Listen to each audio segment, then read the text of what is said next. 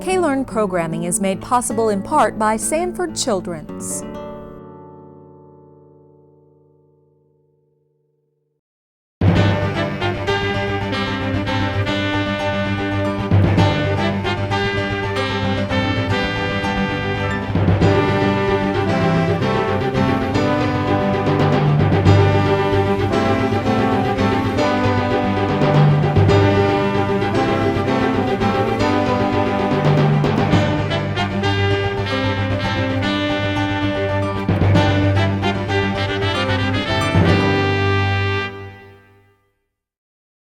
Hello, and welcome to this month's edition of The School Zone.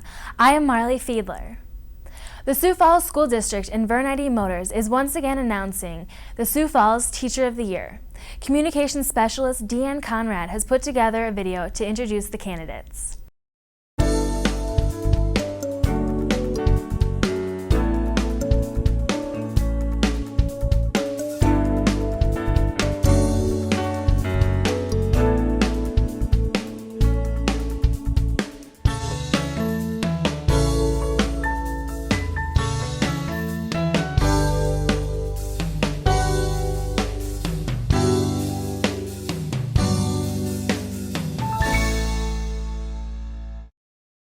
And how far do you think that wheel might travel if it goes just one time around? There's rarely a dull moment in Dr. Sharon Andrews' classroom at the Challenge Center at Mark Twain Elementary, where her passion for math and science are evident. Whether it's a hands-on lesson that requires her students to use AROS maps to predict the changes in the Earth's surface, or a far-reaching field trip that has students wading through creeks and streams to discover biology concepts, Sharon says it's her goal to not only teach, but to facilitate learning that lasts, especially among gifted girls. Specifically, I've assumed the challenge to engage young girls in the study of math and science in a manner that will create a long-lasting interest and passion for these areas of exploration. In keeping with her commitment to be a lifelong learner, Sharon is currently taking an online physics course and is participating in the U.S. Department of Energy Academy's Creating Teacher Scientists internship, which requires a 4-week residency for 3 consecutive summers to work directly with leading scientists. I strive to create situations where discovery occurs. Can anybody think of a third way that we could figure out the circumference of that circle or that wheel? Parents of gifted students marvel at how she differentiates her learning so students can develop meaningful critical thinking skills in both large groups and during one-on-one instruction. Dr. Andrews is gifted in the way she holds everyone's attention and not only stays a step ahead of them, but she also makes them run to keep up, says one parent. Another says, whether offering in-depth exploration of topics or just having fun with a happy dance, Dr. Andrews continuously inspires her students. Her principal says, Sharon is a humble person striving for continuous professional excellence. Her conviction and advocacy for gifted students is unwavering. Congratulations, 2007 Teacher of the Year finalist, Sharon Andrews.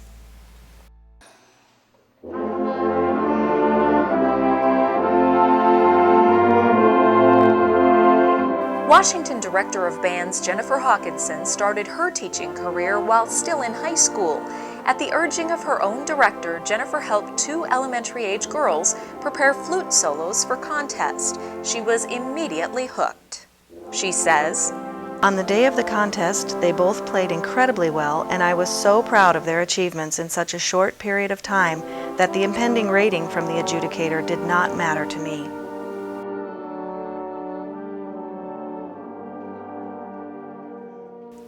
As an added bonus, both girls received superior ratings. Today, Jennifer Hawkinson, president of the State Music Educators Association, encourages similar mentor relationships between high school and middle school musicians, encourages random seating within her band, forcing students to learn their musical parts while listening to others, and she also makes sure the Warrior Band is visible at community events. The Band Booster president, who calls Jennifer the Energizer Bunny, says the commitment she brings to her students goes well beyond what is expected.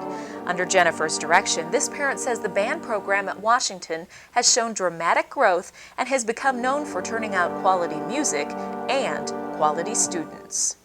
By fostering their appreciation of music, these students move on from high school and continue to enhance their lives with the beauty of music. A student nominator says, Mrs. Hawkinson is the closest person I have to a mother, next to the one I already have. She's dedicated, responsible, reliable, and willing. Hawkinson says, I teach because I believe in the power of music education. I teach because the discipline, teamwork, and critical thinking crucial to success in a musical ensemble will serve every student in achieving success in their own lives. Congratulations, 2007 Teacher of the Year finalist Jennifer Hawkinson. Ever since her first grade teacher asked her to pass out papers, Amy Knutson has known she would pursue a profession in education.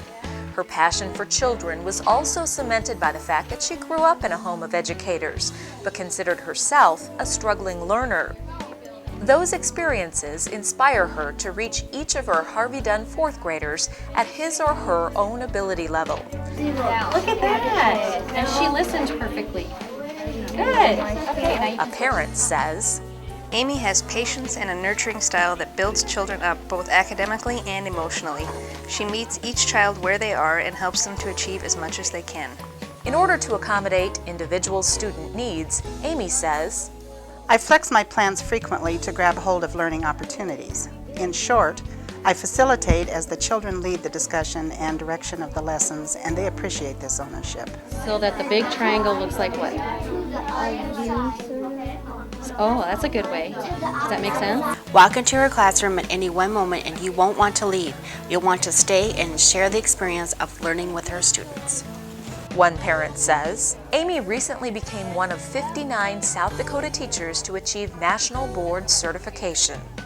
Her example of character, leadership, and accomplishment is only upstaged by her genuine spark and enthusiasm for the daily activities of her classroom. Says one parent.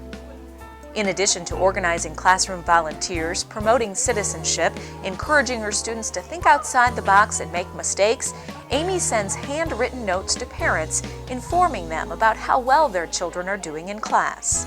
Amy says, My hope is that I can guide and inspire them to ask questions, know where to look for answers to these questions, and come back with stories and examples of how they have used what they learned in their lives. That's when my heart glows. Congratulations, Amy Knutson, 2007 Teacher of the Year finalist. Are you ready? Here we go. Molly Rost admits she loves to play, and what better way for her Harvey Dunn kindergartners to learn than by their teacher setting a daily example with her words and actions. It has been said that a teacher chooses the weather for her classroom by her style. I choose sunny and full of possibilities.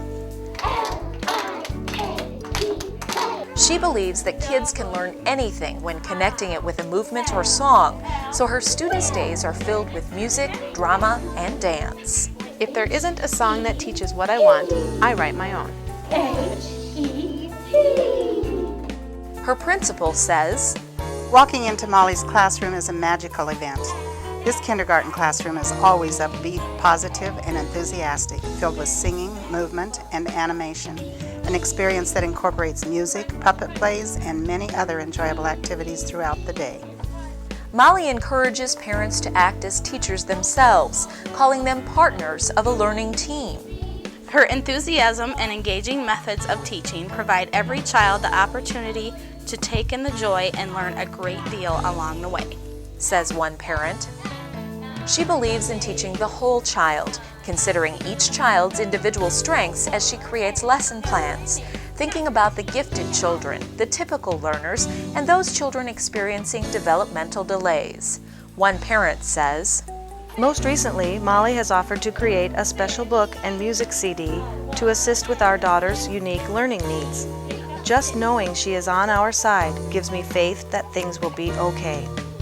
I'll admit it, I don't like to fail, she says, and I refuse to fail at teaching a child. Kindergarten children are so thrilled about learning. They want to be masters of all they see. I teach to this excitement. Congratulations, Molly Rost, 2007 Teacher of the Year finalist. KLearn TV will feature an interview with the Sioux Falls Teacher of the Year in next month's edition. Our second story takes us to Patrick Henry Middle School. Each year, the 6th grade classes present a special evening with people from the past. Watch as these students bring famous people to life. Have you ever wanted to be a famous dead person? I know, it sounds a little depressing, but really. Have you ever wanted to be Johnny Carson, Buddy Holly, even Hitler? Well, too bad, you can't be Hitler, but you can be anyone else you want to be with Team 6-3 presents POP. For those of you who don't know, it's People of the Past, a great program that lets you walk into the shoes of anyone you want. For example, my name is CJ Point, but on Pop Night, I'll be known as Groucho Marx. I was a treasurer mostly because Gil never had any money. We made over 13 movies with such companies as Paramount, RKO, and MGM. We even made a silent film called Humorist. Apparently it was a risk, because we were no Charlie Chaplin and it was never released. It culminates on Pop Night after months of preparation. Looks like you're ready for the first step. Take it away, Charlie. The first step in the pop process is the number lottery. My name is Charlie Mogan, but on Pop Night I'll be known as rock and roll sensation Buddy Holly. The number lottery will happen in your social studies class. Your social studies teacher, which will most likely be Mrs. Meter, will be coming around with some sort of container, maybe a box or a hat, and you'll be drawing a number out of it, hoping for the coveted 1, or maybe even 2. After you draw your number, you will write your name on a checklist saying who has which number. Before you choose your number, you will need a long list of people you would like to do for Pop. After you get your number, choose your person, you will be asked to read a biography on your person, or 2 or 3.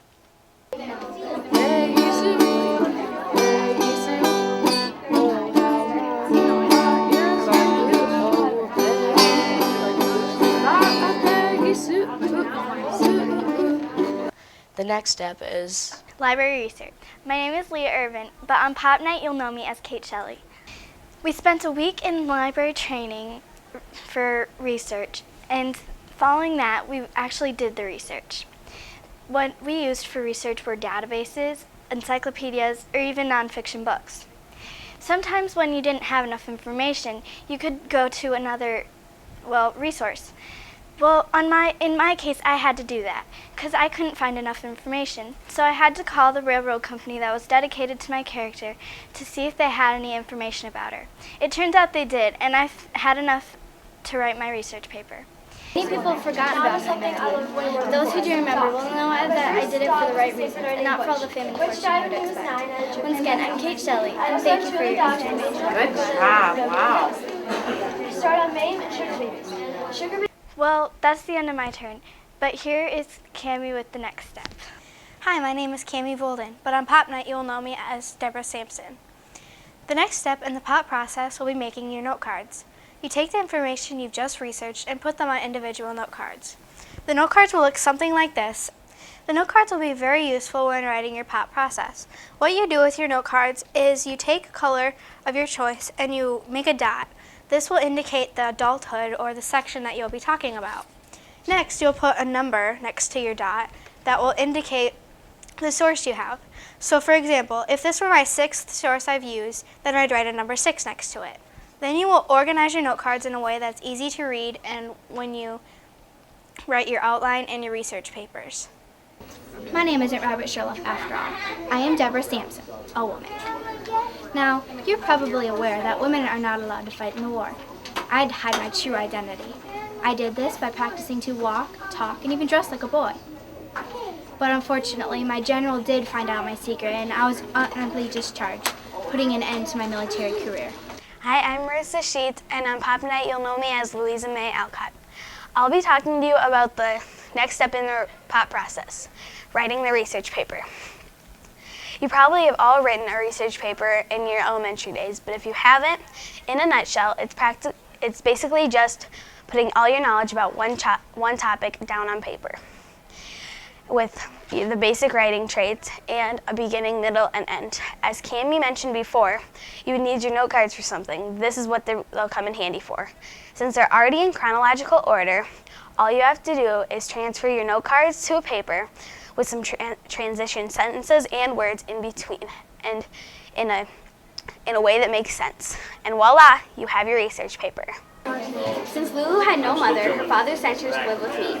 I was more than happy to become Lulu's mother because I was never married or able to have children on my own. Even though I had my hands full as a child, I still found time to continue writing. I started to write Joe's Boys, one of the many sequels to Little Women. Next step in the pop process is going from the research paper to the pop personal narrative. Now, it's harder than just changing a few words here and there to go his or I or mine or me. You have to get some talk into it. See, the research paper was more of a formal piece of paper, but we're trying to get at something more conversational. For instance, my name is Jern Petty, but on Pop Night I'll be Brigham Young. Now, I had to really get into my character to find out how he would talk or what he would say. I was the third youngest of 11 children. As I grew up, people called me vigorous or strong and active. And I lived most of my life as a skilled carpenter. And now we're ready for the next step. Hello, my name is Marlee Smalcolm. The next process of pop is Tom Roberts, a South Dakota actor that came to our school to teach Team 6-3 about acting. Hi, my name is Tom Roberts, and I am the artist in residence this week at Patrick Henry Middle School. I've been asked to come in and help them with some ideas in their performances. Since I'm an actor myself, I give them tips on physical expression, vocal expression, acting tips on how to develop confidence. In fact, during the course of my sessions with the students, I work on 7 very specific skills that we try to ingrain in their minds. Skills such as concentration, the ability to think hard and think fast and make good decisions, to stay on task. Cooperation, the ability to work with others, regardless of whether or not they're somebody you like or dislike. Awareness, the ability to pay close attention by using all of your senses. The ability to express yourself, expression, using your voice, words, and actions to communicate thoughts, feelings, and the kind of person you are. Imagination, the ability to think creatively and looking at the possibilities that exist in everything. Having a positive attitude, the ability to get into a good mood. And of course, faith. That's where we get our confidence, the ability to believe in ourselves and in the people that we work with. All 7 of those skills working together can create a very good performer, whether they're performing on stage, in a theatrical production, or performing in the theater of everyday life, such as a student. In this particular instance, they are performing as characters from the past. And in our workshops that you're going to be witnessing, you'll see us doing things like charades, where we kind of focused on physical expression, and then we talked a little bit about verbal and vocal expression, where I gave an example of a commercial that I had done recently for a local theater. Now, when we get together our next time, I'm going to be demonstrating to the kids some theatrical makeup and how they might use, say, wigs, hats, and stage makeup to help suggest the type of character that they might be portraying. All throughout the whole process, we try to have a little fun as we learn more and more about what it's like to be a performer. I didn't know that acting was such an important part for our pop performance. During Pop Night, I will be known as Julia Child. Bon appetit! During my TV years, I also authored 3 cookbooks and a memoir with my granddad. Unfortunately, on August 13, 2004, I died in my sleep at kidney, 2 days before my 92nd birthday. Hi, my name's Claire Avery, but on Pop Night, I'll be known as Audrey Hepburn. The step of the pop process that I'm going to explain first is the costume. I think this step is extremely important because you really need to know your character to do this correctly. It forces you to not only act, but think like your character also. You really need to get into that state of mind. This is the part of pop that's going to stand out first to the audience. It gives them the real pop experience. Who spend so much on warfare and bypass the needs of their children, their greatest capital, their only hope for peace. The next step of the pop process I'm going to explain is the canister. For this, you really need to be creative. It can just be a canister, or it can be a part of your person. Decorate it with things that represent your person, or where or when they came from. This is what people put money into, so you really want it to stand out. Also, You can use just a regular coffee can, or maybe something of that general size. But now I'm going to pass it off to the next step of the pop process. My name's Taylor Ladenberger, or on Pop Night you may refer to me as Johnny Carson. The final step of the pop is the choosing a charity and performance. The charity you decide in social studies. Throughout the day and the periods, students will suggest charities that we can offer the money to. Hi, I'm Lynn Gillette, the assistant principal at Patrick Henry Middle School and a former 6th-3 teacher. And it's so exciting to see the kids getting geared up for their pop presentations. It's a complete package as far as reading and writing and speaking, covers all of those standards. It gets the kids into that informational text that's so important. I love that it gives the kids choice. They can look at their interests as at sports, politics, entertainment, and pick someone that they really truly want to learn more about and dive into that information and create a really fun presentation. The other thing that I really like about it is it gives the kids an opportunity to give back to the community. They take their proceeds from their wax museum and they choose as a team what organization they would like to give to. And that meant a lot to the kids and a lot to those community organizations that receive those proceeds. So it is the full package of reading and writing and speaking and differentiated instruction and giving back to the community, all those things that are so important to a child's education. After the performance, the teachers will take the bags of change to the bank and will listen to the money getting turned into dollars, and then they will come back with a check and they will tell us how much we raised, and then they will give it to Make-A-Wish. And you know already that it's more than we've ever raised before. But the official total for Team 6-3 for Make-A-Wish is $1,788.68.